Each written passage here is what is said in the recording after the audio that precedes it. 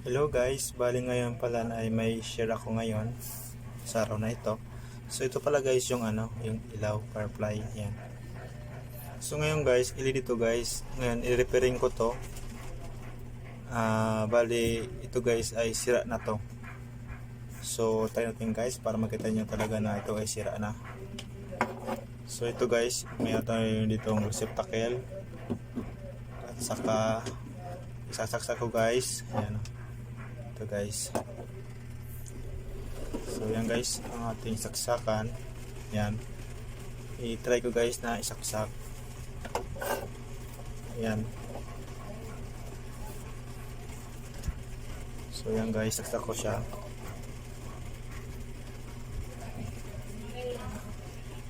So yan guys, may kuryente na yan guys. Ngayon try ko to guys na isaksak, ay ipasok.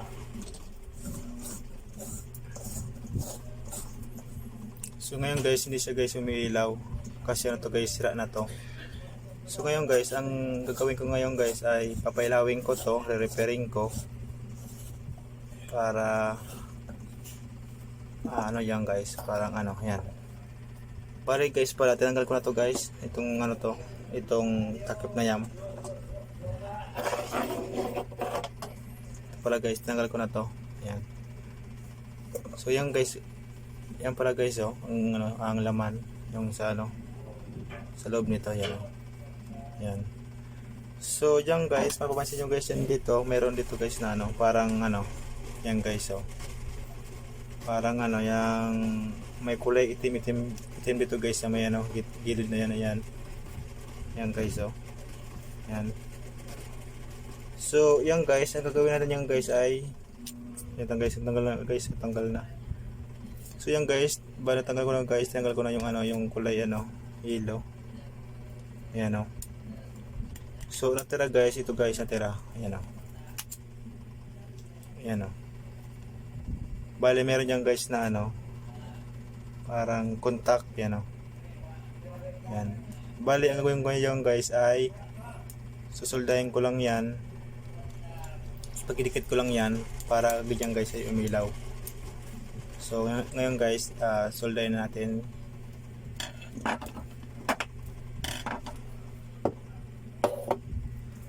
So ito guys, pinainot ko na to para madali na guys. Yan. So yan guys, masyadong magalaw guys. Bali pasok ko muna to dito. Tanggalin natin to guys. Dito natin ilagay para di siya guys magalaw. Yan. So yan guys, di yan guys nakasaksak. Ayan So yan, para guys, di siya guys kumalaw. So yan guys, is ito guys na ito, susoldahin ko to. Yan, sana. Ayan guys, yan pagdikitin ko yan.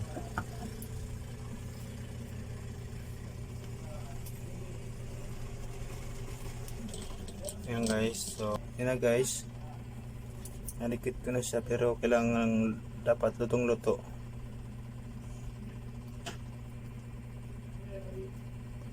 para sigurado na dikit talaga. So yung guys, bali napagdikit ko na guys, naisolda ko na yung dalawang contact na yon, na ko na, napagdikit ko na. Yan. Bali okay na guys, nasolda ko na siya. Ayan. So ngayon guys, i-try natin na pailawin yan kung epektibo ba talaga yung aking ginawa. Ayan. So yan guys, saksak ko na guys para makita nyo na kung yun ba talaga ay gumana. So ngayon guys, saksak ko na.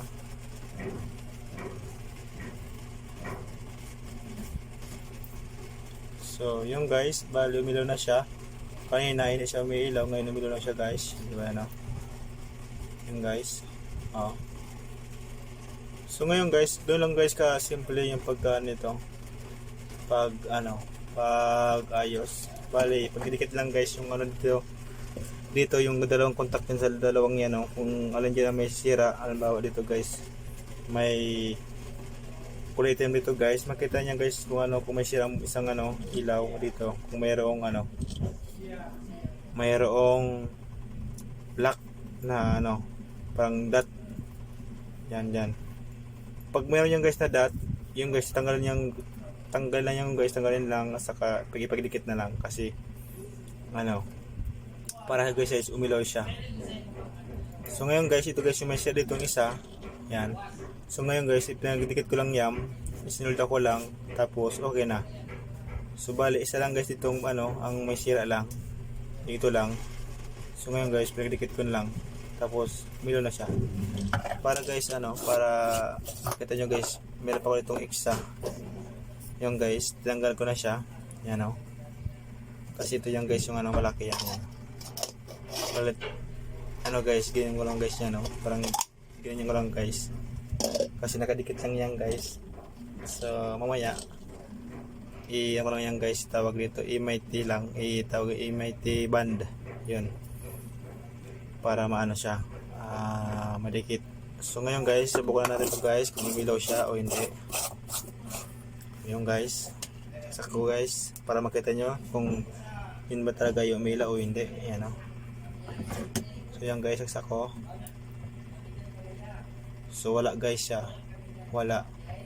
So sira din yan guys. So ngayon ayusin ko din yan para makita nyo.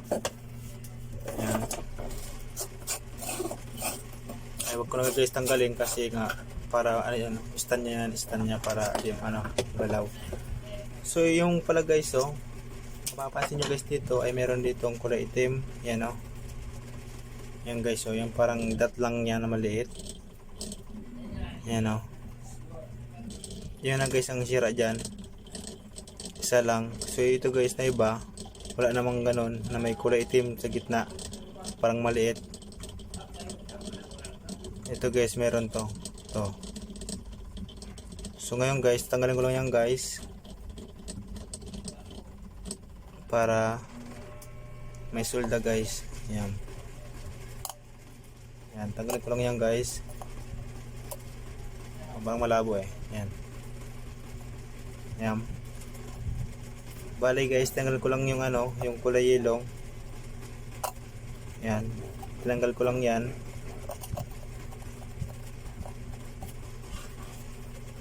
Yan. Ngayon guys, makita nyo dyan, may dalawa dyan na contact. So malabo. Yan guys, oh. Dalawa. Bali guys, tinanggal ko na yung dilaw, yung ito, yung yellow. Tinanggal ko na yan guys, yan o. Ngayon ito guys yung kinalabasan, yan, pag tinanggal na. So ngayon guys, ipagdikit ko lang yan guys, anong yan, yung contact na yan, para umilaw din siya. So ngayon guys, soldahin ko lang siya. Ika guys, yan. So bali ang ipinakita ko sa inyo guys ay dalawang ano, ilaw, para talagang makita nyo kung ano, totoo ba talaga to na umiilaw. So yun, medyo mahina guys yung aking soldering iron, hindi siya masyadong natutunaw, pero okay din siya. Pero mas maganda guys, talagang sobrang init ng soldering iron, para mas maganda yung pagkasolda. Kasi kung hindi, pangit talaga yung pagkasolda niyan guys. Kailangan talaga sobrang mainit talaga. Ito guys sa akin mainit talaga, kasi yung kulit ito sa amin ay mababa, kasi nag-welding siya eh. Biglang tataas, biglang bababa. So ito lang guys, ipakita ko lang sa inyo na kung paano mag-repair ng ilaw ng basic, ng ano lang ba, ng isang madaling paraan lang guys. Yan. Hindi mo kailangan guys palitan niya ng bumbilya, kundi ano mo na lang siya guys, soldahin mo lang yan. Yan. So tagal nito tagal guys matunaw yung ko, soldering plate. Ulit lang guys, yung dito kinaano ko dito yung ano, yung kuryente dito sa amin kasi mahina ng kuryente. Sabayan pa guys ng ano, ng nag-welding, wala na. Talagang hina pa yung kuryente. So basta guys, ito guys, soldahin lang ito ng maigi. Na-dumikit talaga yung ano, dalawang contact dito. Kasi yung guys, ang importante dito eh. Ngayon.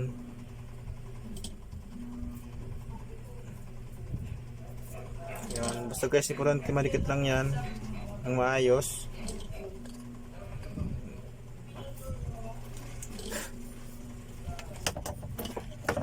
So yun guys, bali okay na guys, nadikit ko na. So ngayon guys ay gagawin ko, isasaksak ko na siya guys para makita nyo kung ilaw talaga siya. So yan guys, sasaksak ko na. So yung guys, umilaw na siya. Yan o. So yung guys, ang ano, ang basic guys kung paano mag-ayos ng ilaw, kasi sayang naman guys ng ilaw kung kaya naman ayusin. So ito guys na ano, pili ko ito guys is nasa 200 plus to itong firefly na to, 250 yata to. So sayang naman guys kung tapo na. So isang ganito lang na maliit, ito lang yan na maliit na soldering lead saka yung soldering iron ang kailangan. So yun na guys, di mo na kailangan kung ano pa, pagdikit nyo lang dyan yung ano, yung soldering yan, soldering lead yan, yung dalawang contact yan guys, soldahin lang yan, tapos okay na guys. So ganoon lang guys, na pag ano, pag ayos lang na ano, madaling paraam para di ka na mahirapan. Hindi mo siya guys kailangan patanggalin yan na ilaw na yan para palitan ng ano, ng LED ng ano. So yan guys, kahit soldahan mo lang yan guys, soldahin mo lang yan, okay na yan guys, ilaw na yan. So bali guys, ito guys na aking ano, pamamaraan ay isa lang ito, paraan ko para maayos yung ano, yung ilaw na to. So ito guys ay ano, base ano lang guys, basta aking experience lamang. So kung gusto niyo guys ito gayahin, mas maganda din guys kasi para makatipid din kayo.